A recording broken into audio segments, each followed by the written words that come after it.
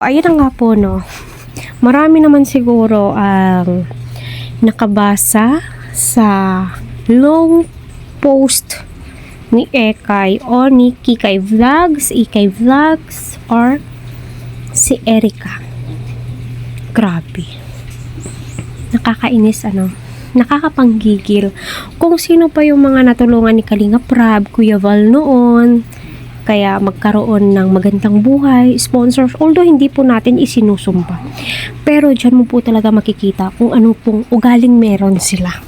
'Di ba? Napaka-ungrateful naman ng mga natutulungan ni Kalinga Prab. Ika nga ni Kalinga Prab sa kanyang live.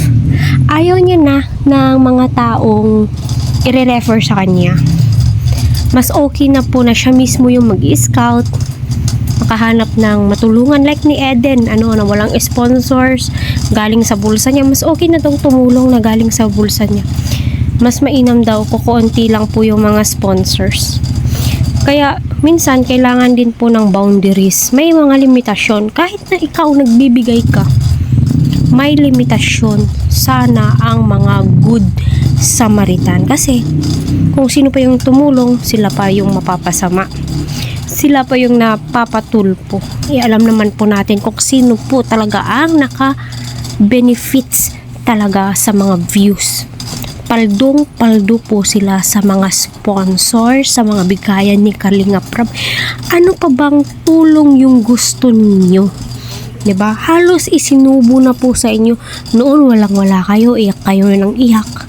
Thank you kayo ng thank you ngayon. Naku. Tahol ng tahol.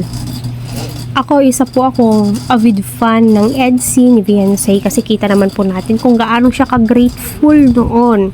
Malaanghel nga daw po ang mukha niya, pero nga nasa looban ko bilang isang reactor ng Kalingap noon, almost a year na din po na hindi po ako nagre-reaction po ako pa unti-unti pag nasa mood, pero still andun pa rin po yung panunood ko, pagsusupport ko po sa kanila, hindi lang po sa pagre-reaction. Nanonood pa rin po ako sa Facebook, sa mga reels, sa mga lives ni Kuya Val. Grabe, napaka-ungrateful ng pamilyang to. No, Batalero, pati mga kamag-anak nyo pala, di ba? Napanood nyo yung video ni Sangkay Loads. O, ganun, ka-ungrateful tong pamilyang to. Ika nga po nila, walang utang na loob. Although hindi naman po natin kailangan ipamukha, pero this time, no, ibang usapan na po yung maere. Naere po sila sa Rafi Tulfo. Kita po natin kung paano nila niyurakan ang pagkatao ni Kuya Val Santos Matubang. Kita po natin kung paano po sinagot-sagot ni Viansay si Kuya Val Santos Matubang. 'Di ba? Tila naman po itong si attorney, syempre alam po niya kung ano yung mga batas, pero nako, sometimes tignan din po natin kung gaano kabait sila Kuya Val, kung anong po yung mga nagagawa po nila. Diba yung love team naman po, strategy naman po yan. Panghatak ng views, kasi kita naman po natin nung unang vlog si Viansay, wala naman pong views. Ngayon lang po nagkaroon ng views si Viansay nung itinambal siya kay Kalinga Pedo. At ito naman po usapin kay Erica.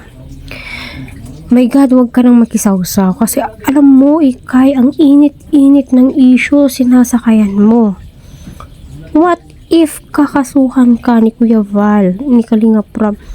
Ganyan ba itinuro ng mga sponsors mo? Ganyan ba talaga yung ugali mo? Napaka-ungrateful mo naman din.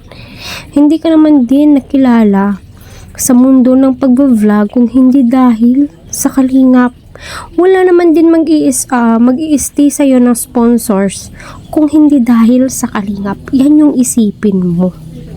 'Di ba? Huwag ka nang magsalita. I-zipper mo ang iyong bibig.